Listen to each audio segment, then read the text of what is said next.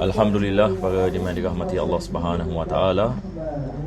Kita memulakan sesi ini dengan kita memanjatkan kesyukuran kita kepada Allah Subhanahu wa taala.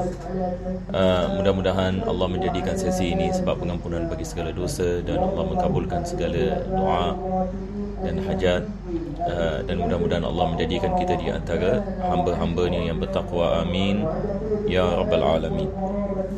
Jadi insya-Allah kita akan masuk ini kepada soalan yang pada hari ini.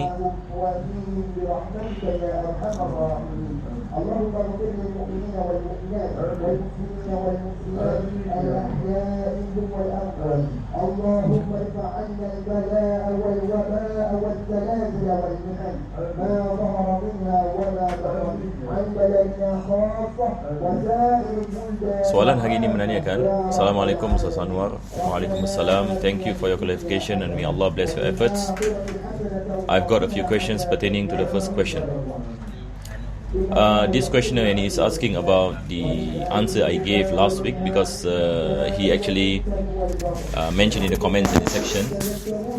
So answers we are doing it through videos, so that is why I answer the question here pertaining to the issue of fiat money. So he was asking number one, does things that doesn't have intrinsic any value cannot be used as a mode of exchange? Pertaining to things that does not have any intrinsic any values, it does not necessarily we say that it cannot be used as a mode of exchange. You see, there is a difference between currency and using something as a mode of exchange. What I'm saying last week is that in Islam we cannot use something that does not have intrinsic any value in usage as a currency. So what is the meaning when you use something as a currency? Let me give you a simple example. If you go to the market and you ask a particular thing, you ask for the price. So the shopkeeper will tell you the price. So the price is based on what? Last time of course we have dinar and dirham. We have other commodities as currencies. Now our currency or the price of things is based on the Singapore dollar, for example, on the American dollar, and so on and so forth. So this is a currency. A currency is the money that we use to buy and sell. So this is what we are saying, that it cannot be something that has no intrinsic any value, based on the Islamic rulings and Islamic perspectives. And I do not think there is any differences amongst the ulama pertaining to this.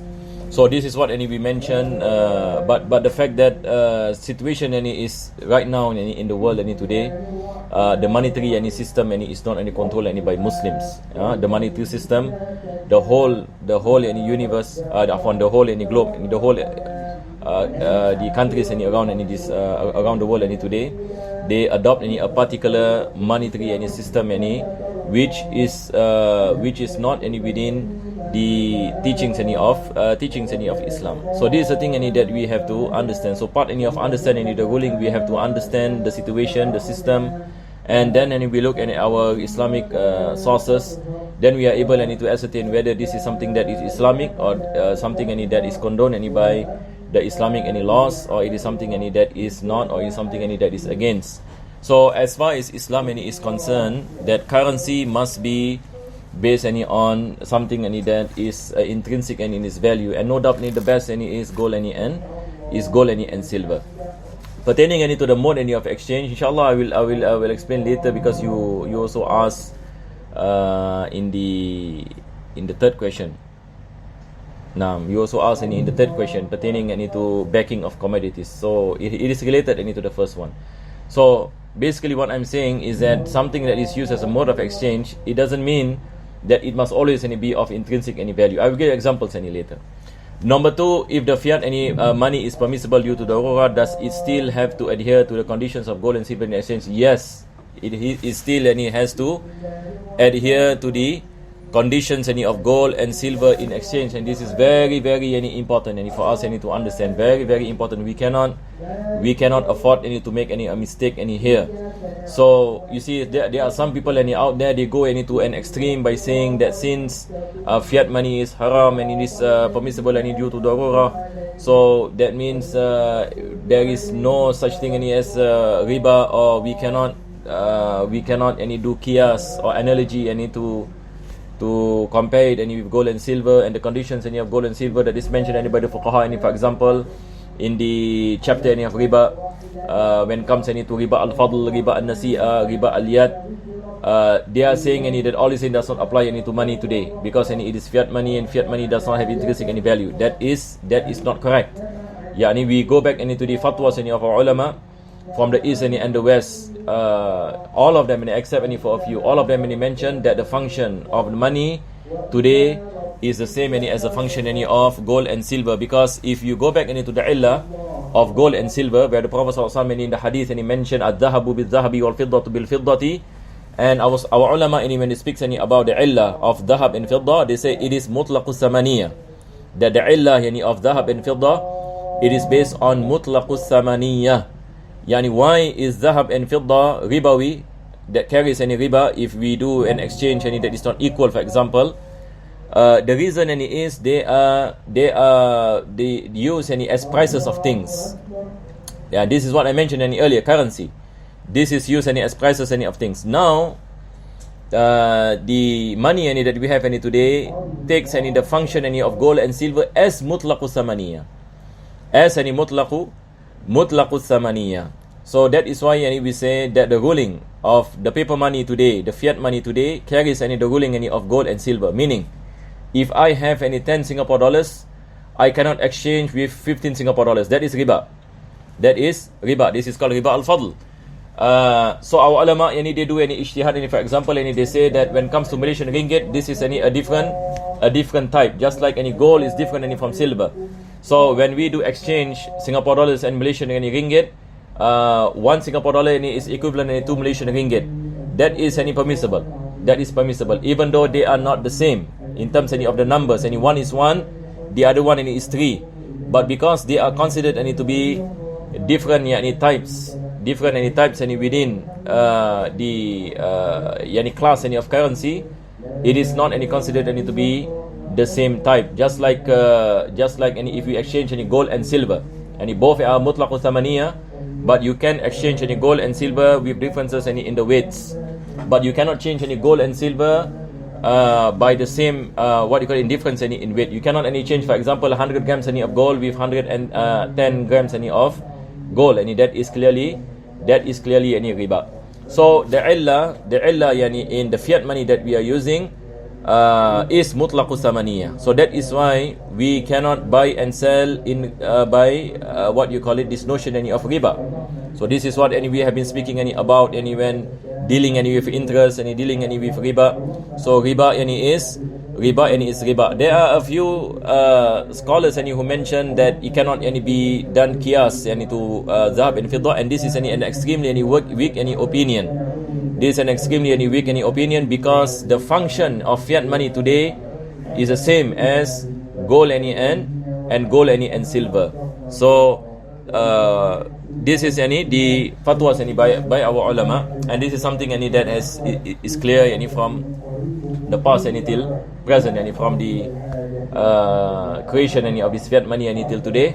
The fatwa remains the same when it comes to the conditions of riba.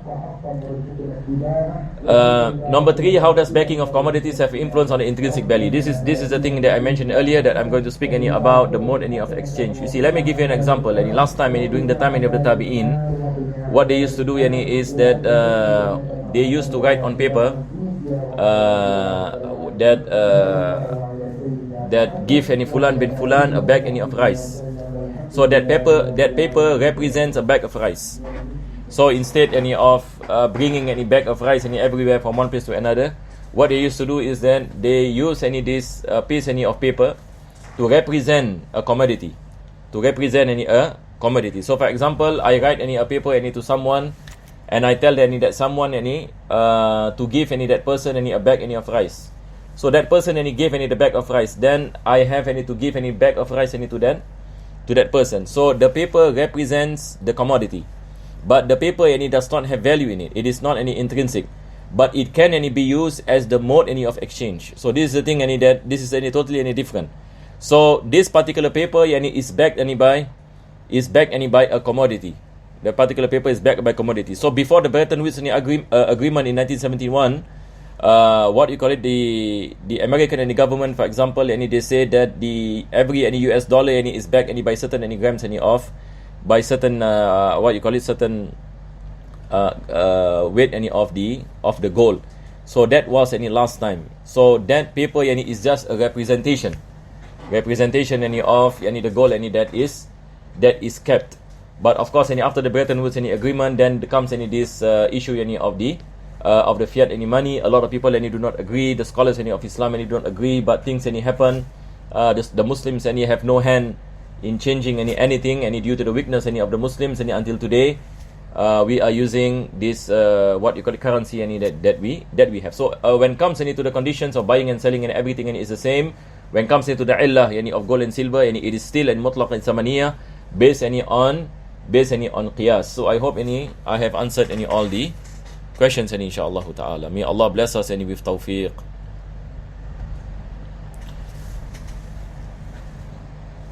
The next question, Assalamualaikum Ustaz. Waalaikumsalam. Can zakat harta given for sacrifice of animal for Eidul Adha? The answer is no.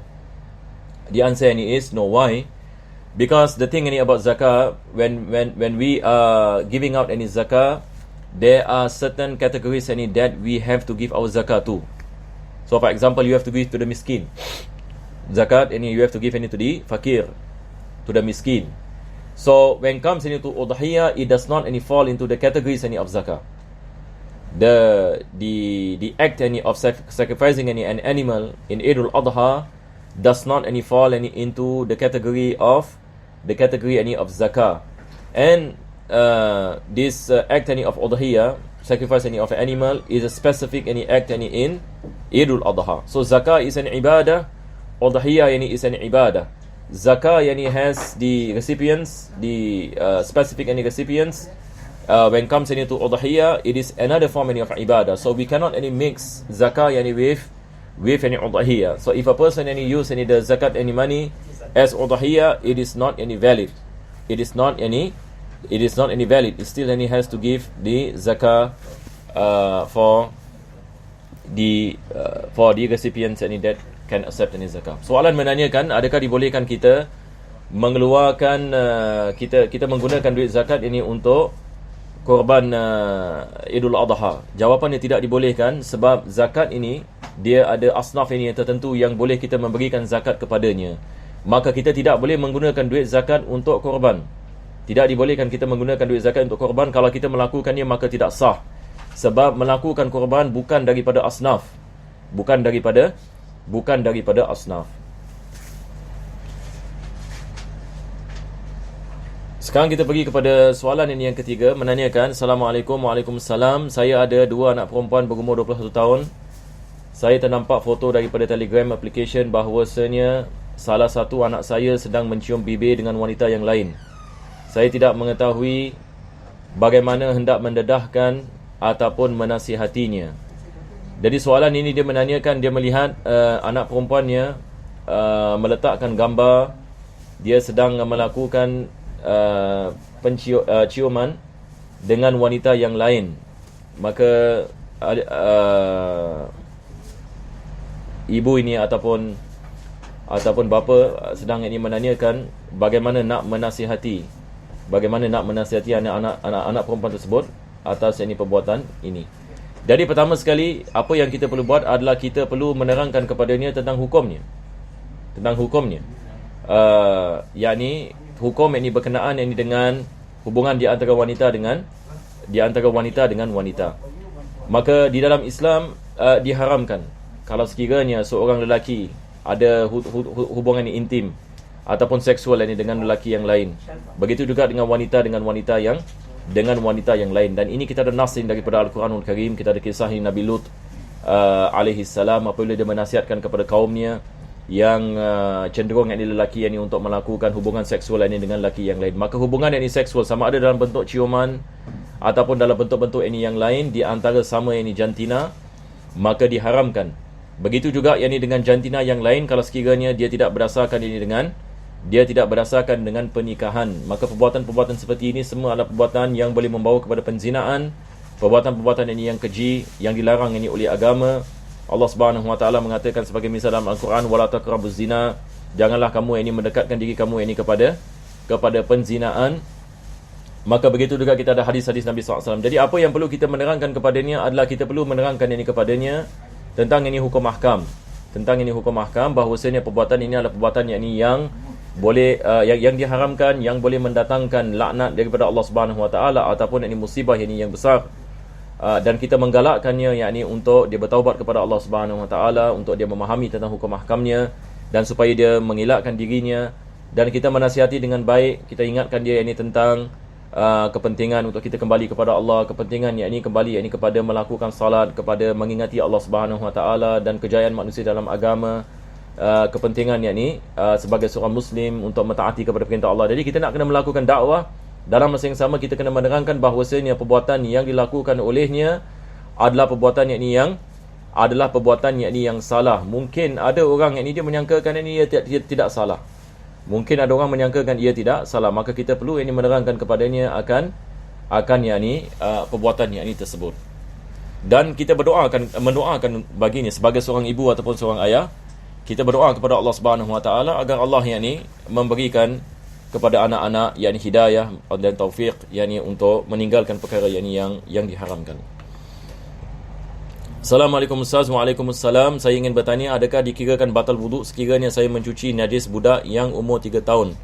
Berkenaan dengan sama ada batal wuduk ke tidak kalau kita cebok budak kecil kita kena lihat sama ada kita memegang kemaluannya ataupun tidak. Sebab daripada perkara yang membatalkan wuduk adalah kalau kita memegang kemaluan dengan telapak tangan tanpa ada penghalang, melainkan kalau kita menggunakan glove misalan. Tapi kalau sekiranya kita tidak menggunakan glove dan telapak tangan kita memegang kemaluannya, sama ada duburnya ataupun zakarnya ataupun faraj bagi budak tersebut, walaupun bayi 1 tahun, dia tidak ada perbezaan, maka batal wuduk kita. Sebab daripada perkara yang membatalkan wuduk adalah memegang alat kelamin sesiapa pun, termasuk diri kita sendiri, dengan telapak tangan. Jadi saya harap kita dapat memahami perkara ini insya-Allah taala. Question ini is asking about does the ablution becomes invalidated if we were to wash the private parts of a 3-year-old. Yes, the ablution will be invalidated if we use our hands, bare hands, and we touch the private parts of that infant. Our ablution will be invalidated unless if a person use a glove, then the wudu is still valid. Wallahu a'lam bis-shawab. Bismillahirrahmanirrahim. Alhamdulillahirabbil alamin. Allahumma shalli wa sallim ala sayyidina Muhammad wa ala ali sayyidina Muhammad. Rabbana atina fid dunya hasanah wa fil akhirati hasanah wa qina adzabannar. Sallallahu ala sayyidina Muhammadin wa ala alihi wa sahbihi wasallam. Alhamdulillahirabbil alamin.